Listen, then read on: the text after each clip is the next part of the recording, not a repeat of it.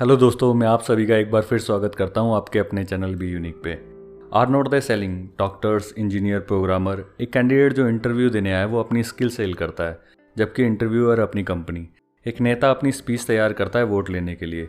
एक लॉयर अपनी केस की तैयारी करता है कोर्ट में लड़ने के लिए। Are not we selling? Sales person की डेफिनेशन क्या होती है? कोई भी जो अपने प्रोडक्ट, सर्विस या आइडिया को सेल करे वो सेल्स पर्सन। इस डेफिनेशन के अकॉर्डिंग कौन सेल्स पर्सन नहीं है? वो माँ जो अपने बच्चे को अच्छे संस्कार सिखाती है वो? हाँ वो। बेशक वहाँ ट्रांजैक्शन पैसे में नहीं होता बल्कि इमोशनल होता है। हमारे बोलने, चलने, पहनने या किसी को ग्रीट करने के तरीके से हमारे बारे में बहुत कुछ पता चल जाता है। सेलिंग या तो विन विन या तो लूज लूज गेम है। जब भी कोई सेल्स कंप्लीट होती है तो हमने कोई सॉल्यूशन दिया होता है ताकि सामने वाले की कोई पर्टिकुलर प्रॉब्लम सॉल्व हो सके। सोचिए, अगर आप अपने बायर को कोई सॉल्यूशन प्रोवाइड करा सकते थे लेकिन आप नहीं करा पाए, तो बायर को भी प्रॉब्लम का सॉल्यूशन नहीं मिला और आपको भी आपका पैसा नहीं मिला। सो ये है एक लूज लूज सिचुएशन। जबकि अगर आपने बायर को कोई सॉल्यूशन प्रोवाइड कर दिया तो उसकी भी प्रॉब्लम सॉल्व हो गई और आपको भी पैसा मिल गया। सो एक विन विन सिचुएशन है। अगर आप सेल्स में हैं तो आप किसके लिए काम करते हैं? आप सभी को खुद के लिए काम करना चाहिए, तभी आप आगे जाके सफल हो पाएंगे। आप अपने देश की इकोनॉमी को बूस्ट करते हैं। सोचिए, अगर हर सेल्स पर्सन हर साल एक सेल्स ज़्यादा करे तो हमारा देश कितना आगे चला जाएगा। ये एक सीखने वाला प्रोफेशन है। हर प्रोफेशन को सीखने की जरूरत पड़ती है। एक आर्किटेक्ट ब्रेन सर्जरी नहीं कर सकता, एक डॉक्टर कोर्ट रूम में आपका केस नहीं लड़ सकता, एक लॉयर बिल्डिंग को डिज़ाइन नहीं कर सकता। आज के टाइम फॉर्मल एजुकेशन लेके 50% से भी ज़्यादा स्टूडेंट सेलिंग में आ जाते हैं ग्रेजुएशन के बाद। एक अच्छे सेल्समैन की बहुत डिमांड है और सप्लाई बहुत कम। डॉक्टर्स के लिए स्पेशल कोर्स है, इंजीनियर के लिए अलग, लेकिन सेल्स के लिए मुश्किल से ही कोई कोर्स होगा। इसी वजह से एक सेल्स पर्सन बहुत मुश्किल से मिलता है। कोई भी सेलिंग की कला सीख सकता है। ज़्यादातर लोग अपनी लाइफ में इसलिए फेल नहीं होते क्योंकि उनमें टैलेंट की कमी होती है, बल्कि इसलिए होते हैं क्योंकि उनमें कमी होती है एक बर्निंग डिज़ायर की। सेलिंग एक साइकिल चलाने जैसा होता है। पहले आप सपोर्ट लेके साइकिल चलाते हो, फिर धीरे धीरे बिना सपोर्ट के। सेलिंग भी आप धीरे धीरे सीखते हैं, बस प्रैक्टिस करते रहिए और परसिस्टेंटली करते रहिए। जैसे आप स्विमिंग बुक पढ़ के नहीं सीख सकते, उसी तरह आप सेलिंग भी बिना ग्राउंड वर्क के नहीं कर सकते। ज़्यादातर लोग सोचते हैं कि सेल्स पर्सन ज़्यादा बोलते हैं और अपने मतलब के लिए कुछ भी चिपका देते हैं, जबकि मैं ऐसा नहीं सोचता। एक अच्छा प्रोफेशनल सेल्स पर्सन कभी भी चिपकाने वाला काम नहीं करता, वो बायर की प्रॉब्लम का सोल्यूशन प्रोवाइड कराता है। सेलिंग एक हाईएस्ट पेइंग प्रोफेशन है पूरे वर्ल्ड में। जब मैंने सेलिंग प्रोफेशन चूज़ किया था तो मेरे कई दोस्तों ने कहा कि एक अच्छा जॉब क्यों नहीं चूज़ कर लेते, और आज 35 साल बाद मुझे लगता है कि मैंने सबसे अच्छा प्रोफेशन चूज़ किया है। क्यों आप 5 किलोमीटर दूर जाते हैं एक पर्टिकुलर डॉक्टर को दिखाने के लिए? क्या रास्ते में आए सभी डॉक्टरों से वो ज़्यादा क्वालिफाइड है? शायद नहीं।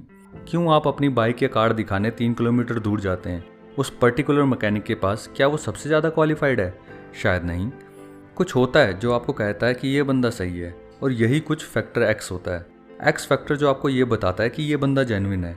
मान लीजिए आपको कोई प्रोडक्ट पसंद आया 2 अलग अलग जगह पे, सेम प्राइस सेम क्वालिटी, आप कहाँ से लेंगे? ओबियसली जिस सेल्स पर्सन से आप ज़्यादा कन्विंस होंगे उससे। लोग ज़्यादातर अपने दिल से बाय करते हैं बजाय अपने दिमाग से। एक अच्छा सेल्स पर्सन सिर्फ अपने प्रोडक्ट को नहीं रिप्रेजेंट करता, बल्कि वो अपनी स्किल और अपनी कंपनी की इमेज को भी रिप्रेजेंट करता है। बेशक प्रोडक्ट कितना अच्छा हो, कंपनी भी शानदार हो, लेकिन सेल्स पर्सन अगर अपने को रिप्रेजेंट नहीं कर पाया तो बायर नहीं लेगा। एक सेल्समैन को अनलिमिटेड अपॉर्चुनिटी और रिवॉर्ड्स मिलते हैं। हर सेल्स प्रोफेशन को 2 तरह के रिवॉर्ड मिलते हैं, इंटरनल और एक्सटर्नल। इंटरनल या इंट्रिंसिक रिवॉर्ड वो होते हैं जिन्हें देखा या छुआ नहीं जा सकता, केवल महसूस किया जा सकता है। ये रिवॉर्ड तभी मिलता है जब एक सेल्स पर्सन का एटीट्यूड पॉजिटिव हो, जिसमें होते हैं gratification, satisfaction, fulfilment, meaningfulness, peace of mind, happiness, security और कॉन्फिडेंस। एक्सटर्नल और एक्सटेंसिक रिवॉर्ड, इन्हें छुआ या देखा जा सकता है। ये मिलते हैं आपके एम्बिशन से, गोल से और हार्डवर्क से। फाइनेंशियल रिवॉर्ड भी बहुत इंपॉर्टेंट है, लेकिन अगर ये वैल्यू ड्रिवन नहीं है तो ये सिर्फ आपको मनी तो दे पाएंगे लेकिन इंट्रिंसिक रिवॉर्ड नहीं दे पाएंगे। एक्सटेंसिक रिवॉर्ड जैसे monetary reward, recognition, respect, Prestige, good life और कंफर्ट। एक अच्छे सेल्समैन के पास एक अच्छी इनकम और शानदार कैरियर हो सकता है, बेशक प्रोडक्ट और कंपनी कोई भी हो। सेलिंग है क्या? सेलिंग इज नथिंग बट ये एक ट्रांसफर है एंथुजियाज्म का सेलर से बायर में। मान लीजिए आप में उतना एंथुजियाज्म आ जाए जितना मुझ में है अपने प्रोडक्ट के लिए, तो क्या आप उस प्रोडक्ट को नहीं खरीदेंगे? और अगर मैं ही अपने प्रोडक्ट के बारे में उतना एंथुजियास्टिक नहीं हूँ, उतना पैशनेट नहीं हूँ, तो उसे कौन बाय करेगा? क्या मैं उसे सेल कर पाऊंगा? क्या मुझे उसे सेल करने का राइट भी है? एग्जाम्पल के लिए, एक सेल्समैन जब भी कोई ग्रोसरी सेल करता है तो उसमें 2-3 किलो एंथुजियाज्म डाल देता है। जैसे अगर वो बायर को 2 किलो कैरेट सेल करता है तो असल में वो उसे 2 किलो एंथुजियाज्म सेल कर रहा है।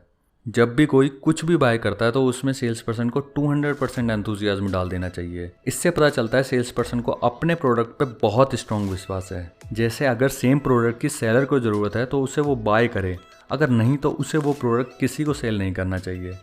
जैसे अगर सेम सर्कमस्टांसेस में डॉक्टर कोई मेडिसिन खुद नहीं खा सकता तो वो दूसरे को भी प्रिस्क्राइब नहीं करनी चाहिए। अगर आप कुछ ऐसा सेल कर रहे हो जिस पर आपको खुद विश्वास नहीं है तो आप एक अच्छे सेल्स पर्सन नहीं हो। आप लोगों को चीट कर रहे हो और बायर इसे महसूस कर ही लेंगे। सेलिंग 90% कन्विक्शन है और 10% कम्युनिकेशन ऑफ कन्विक्शन है। शुरुआत में जब मैं लाइफ इंश्योरेंस सेल करता था तो मैं ज़्यादातर स्मॉल पॉलिसीज ही सेल कर पाता था, लगभग 5-10 हज़ार डॉलर की, एवरेज 10 हज़ार डॉलर की। एक दिन मुझे एक टॉप प्रोड्यूसर ने बताया कि आप तब तक किसी क्लाइंट को 10 लाख की पॉलिसी सेल नहीं कर सकते जब तक आप उसे खुद नहीं खरीदते। मान लीजिए अगर आप गुजर गए तो आपकी फैमिली को खाने, रहने, पहनने, बच्चों के एजुकेशन और जो भी ज़रूरतें हैं उनके लिए कितने पैसों की ज़रूरत होगी। मैंने कहा 10 लाख डॉलर। इस पर वो बोले तो क्यों नहीं तुम 10 लाख डॉलर की पॉलिसी ले लेते।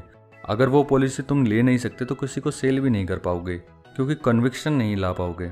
अपने लिए पॉलिसी लेने के लिए मुझे कई महीने लग गए, लेकिन जिस दिन मैंने पॉलिसी ली तभी से मैं 5 लाख की पॉलिसी उतनी ही आसानी से सेल करने लग गया जैसे मैं 10 हज़ार की पॉलिसी सेल करता था। Principle and process involve in selling. Commitment एक अच्छे सेल्समैन होने की। अपने गोल पे focus. Improve selling skills daily. एक सेलिंग सिस्टम क्रिएट करो और उसे फॉलो करो। अपना ऑर्गेनाइज्ड एफर्ट दो, इज्जत दो और लो। Learn to relate people. Lead करना सीखो। डिसीजन मेकिंग प्रोसेस को समझो और की डिसीजन मेकर को पहचानो। डिसीजन मेकिंग प्रोसेस को समझो और की डिसीजन मेकर को पहचानो। अप्रोच करना सीखो और अपनी रैपो बिल्ड करना। विश्वास जीतना। फैक्ट फाइंड करो। वो क्वेश्चन पूछना सीखो जो आपकी सेल्स को कनेक्ट करती हो। अपने कस्टमर की ज़रूरतों को समझो और उन्हें उसके लिए सॉल्यूशन प्रोवाइड करो। सेल को क्लोज करना सीखो। सेल्स के बाद अपने कमिटमेंट और सर्विसेज को पूरा करो। अपनी और दूसरों की गलती से सीखो।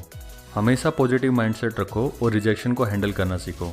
इन सभी प्रिंसिपल को 3 पार्ट में भी डिवाइड किया जा सकता है, प्री सेल, एक्चुअल सेल और पोस्ट सेल, जो सभी जरूरी है एक अच्छा सेल्समैन होने के लिए। सो दोस्तों, आज के लिए इतना ही। नेक्स्ट वीडियो में हम इसके अगले पार्ट के बारे में जानेंगे। तब तक के लिए टेक केयर।